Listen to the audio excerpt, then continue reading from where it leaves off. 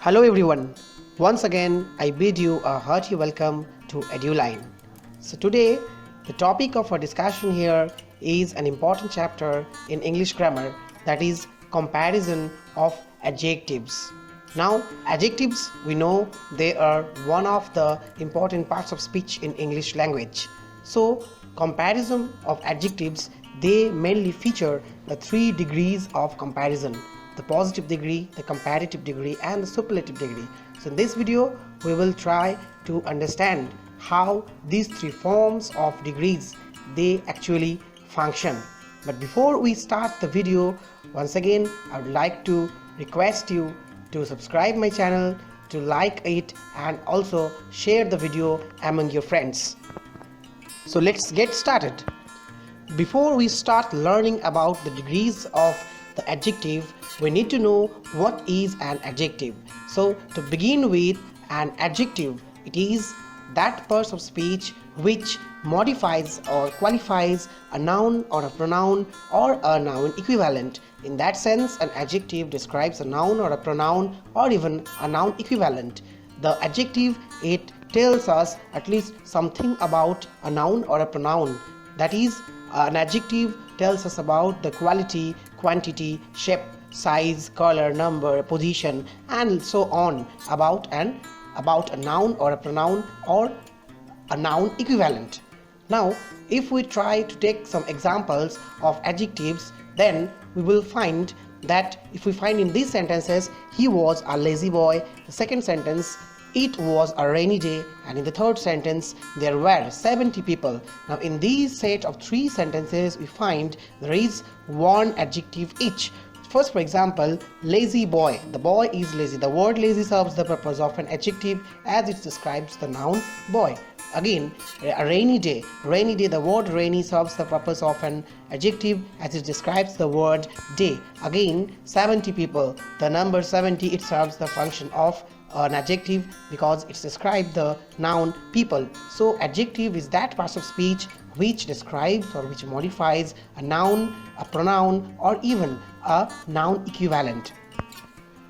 Now if we talk about the forms of adjectives, an adjective is generally used in 3 forms. First, we have the positive degree or the positive form. Second, we have the comparative degree or the comparative form. And the third one, we have the superlative degree or the superlative form. Now let's try and understand the use of these 3 forms of an adjective: the positive degree, the comparative degree, and the superlative degree. Now in the given picture, what we see is here that the picture of an apple is given. So the first one, in case of positive degree, we see that big, the particular adjective big has been used. Then the comparative form has been used as bigger, and the superlative degree is used as the biggest. So big, bigger, and biggest. The positive one is the big, the comparative one is the bigger, and the superlative degree of the word big is biggest. Now in the given sentences, if we try to use the adjective, use the 3 forms of the adjectives big, we can see in the positive degree it's been that this is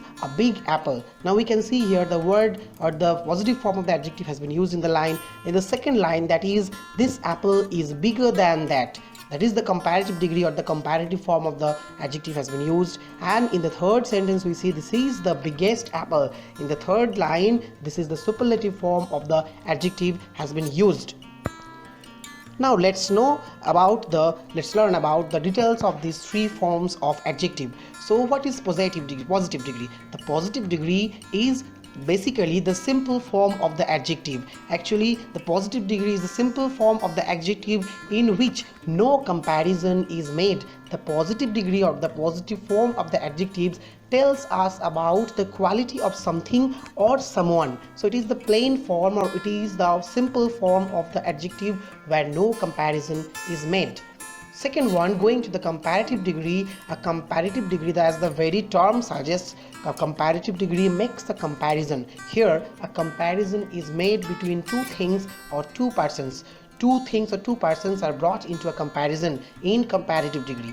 And the third one, in case of superlative degree, superlative, the very term suggests that it is the supreme quality or the highest quality of something. So superlative degree suggests the highest quality of someone or something. So these are the three degrees of comparison of adjective. Now let's learn about how are the three forms of adjectives, how the three forms of degrees or the comparison of degrees, how are the three forms of the adjectives they are actually formed.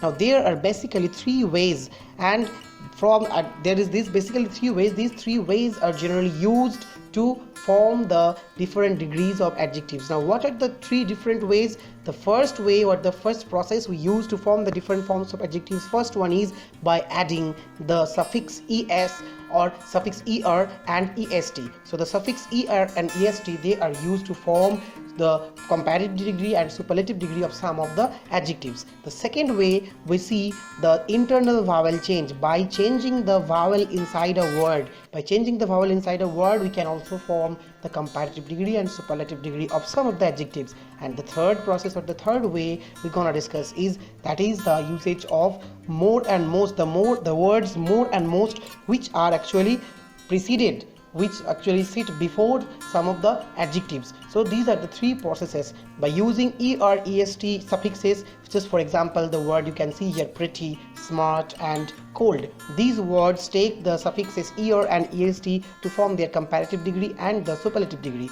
Again, in the second rule, in case of internal vowel change, you can see in the words good, many or much and little. These words change the vowel. These words actually they change the vowel inside them and they form their comparative and superlative degree. And last but not the least, the third one, that is by using the words more and most. You can see, for example, in the words like difficult or dull, into these two words you can see that more and most, these two words have been used to form the superlative degree and the comparative degree.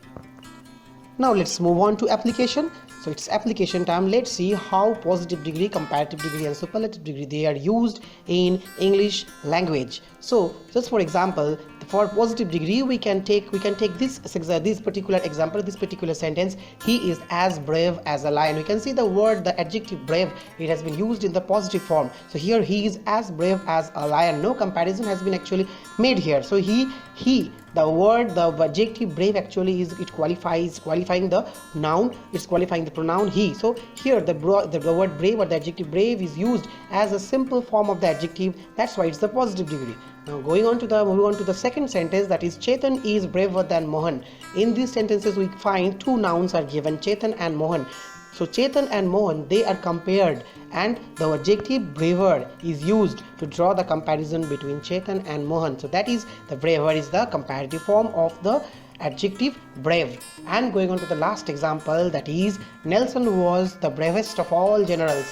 Here, as superlative degree indicates the highest quality of someone or something, so here the word bravest, the bravest, it suggests the quality of Nelson. Nelson was the bravest of all generals. So bravest, it's the superlative degree of the adjective brave. So these are how all these forms of the adjective, the positive, the comparative and the superlative, they are used in English language. Hope you have understood how the three forms of the adjective are actually used in English language. So once again, I would like to bid you a thanks for watching the video, and once again I would like to remind you, do not forget to subscribe the channel, also like the video and share it among your friends as much as possible. Thank you.